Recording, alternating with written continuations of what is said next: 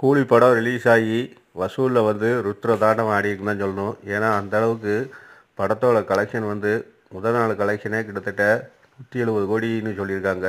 ஆனால் Sun pictures வந்து 151 கோடின்னு சொல்லியிருக்காங்க. அதுவே பார்த்தோன்னா பெரிய அமௌண்ட்டு தான் சொல்லணும். கிட்டத்தட்ட அட்வான்ஸ் புக்கிங்கே பார்த்தீங்கன்னா 2-3 நாளைக்கு மேலே புக்கிங் ஆகிருக்கு. அப்படி இருக்கும்போது கூலி வந்து வசூலில் வந்து நம்பர் 1 இடத்தை பிடிச்சிருக்கு. தமிழ் சினிமா வரலாற்றில் இதுதான் நம்பர் 1 அப்படின்னு சொல்கிறாங்க.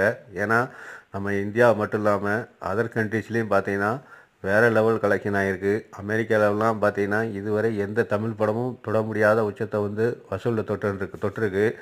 ஏன்னா இன்னுமே வர்ற தமிழ் படம் கூட இந்த வசூலை தொடுமா அப்படின்னா கண்டிப்பாக இது ஒரு சந்தேகம்தான். இந்த கூலி வசூலை பற்றி நீங்கள் என்ன சொல்கிறீங்க? கமெண்ட் பாக்ஸில் சொல்லுங்கள். நன்றி, வணக்கம். சேனலுக்கு ஆதரவு கொடுங்க, சப்ஸ்கிரைப் பண்ணுங்கள். தொடர்ந்து நம்ம வீடியோவில் பாருங்கள். நன்றி, வணக்கம்.